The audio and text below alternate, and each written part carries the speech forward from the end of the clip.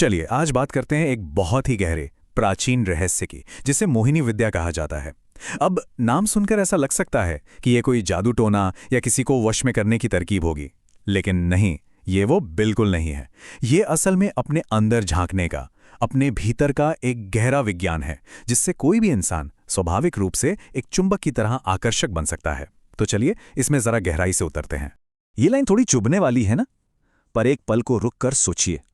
ये हमें प्यार और आकर्षण की हमारी जो आम समझ है उस पर सवाल उठाने को मजबूर करती है।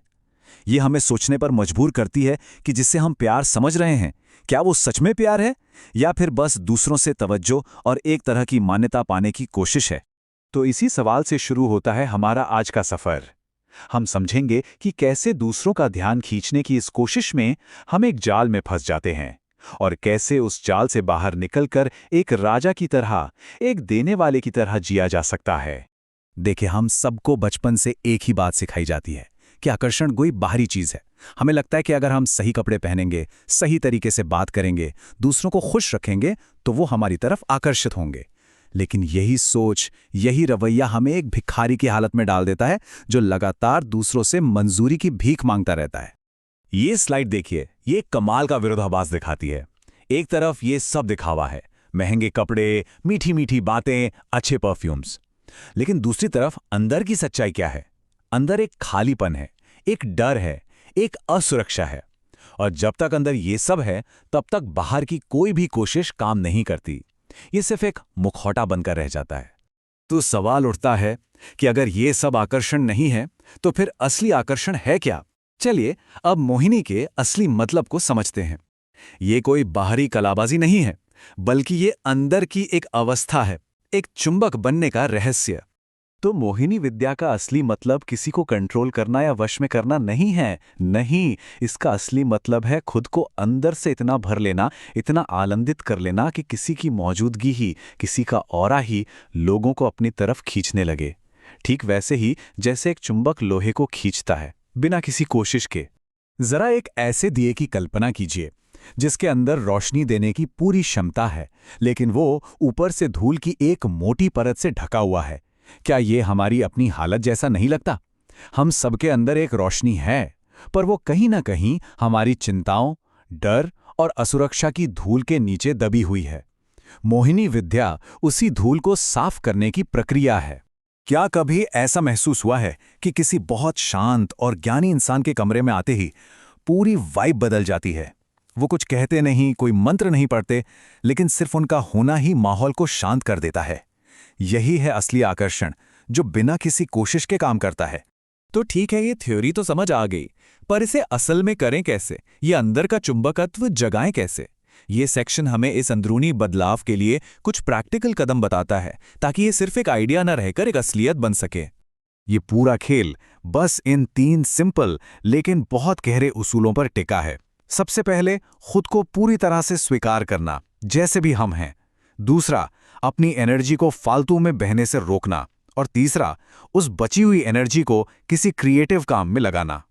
ये एक बहुत ही जबरदस्त मेटाफर है। सोचिए, एक घड़ा है जिसमें एक नहीं 1000 छेद हैं। क्या आप उसमें पानी भर पाएंगे? कभी नहीं। ठीक वैसे ही हमारी जो जीवन ऊर्जा है, वो भी दिन रात इन छोटे छोटे छेदों से बहती रहती है, और इसीलिए हम अक्सर थका हुआ और खाली खाली महसूस करते हैं। और ये छेद हैं कौन कौन से? देखिए, ये हैं हमारी बेकार की चिंताएं, वो बातें जिनका कोई मतलब नहीं, दूसरों के बारे में लगातार जजमेंट पास करना, और हमारे दिमाग में जो अंदरूनी शोर 24 घंटे चलता रहता है, ये सब हमारी एनर्जी को सोख लेते हैं। अब बात करते हैं हमारी सबसे पावरफुल एनर्जी की, जो है कामुक ऊर्जा। इसके साथ हमारे पास 2 रास्ते हैं। या तो हम इसे वासना की आग में जलाकर राख कर दें, या फिर इसे ध्यान की जमीन में एक बीज की तरह रोप दें, ताकि इससे कुछ खूबसूरत पैदा हो। और ये स्लाइड इस फर्क को कितनी साफ साफ दिखाती है।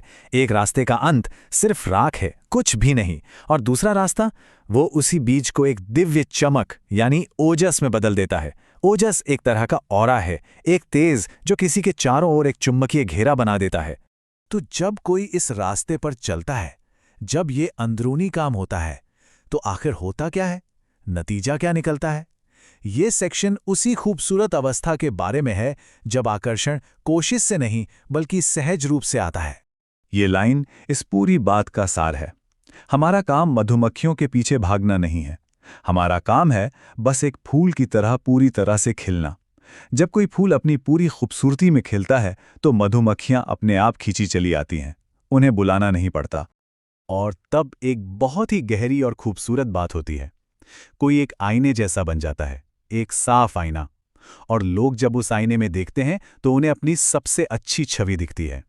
वो असल में आपसे नहीं बल्कि आपकी मौजूदगी में खुद से प्यार करने लगते हैं। यही असली करिश्मा है। और जब कोई अंदर से इतना भर जाता है ना, तो एक चीज है जो बिल्कुल जीरो हो जाती है, और वो है डर, खोने का डर। और जब डर नहीं होता तो चेहरे पे एक अलग ही शांति और एक तेज दिखाई देता है, और वही तेज लोगों को अपनी ओर खींचता है। तो आखिर में आकर्षण का पूरा नियम बहुत ही सीधा सा है। मांगने वाला भिखारी कभी आकर्षक नहीं हो सकता। आकर्षक वो है जो एक भरे हुए सागर की तरह है, जिसके पास देने के लिए बहुत कुछ है, शांति, प्रेम और आनंद। तो अब तक हमने जो कुछ भी समझा उसे अपनी जिंदगी में उतारने के लिए पहला कदम क्या हो सकता है? कोई एक ऐसी चीज जिससे इस सफर की शुरुआत हो?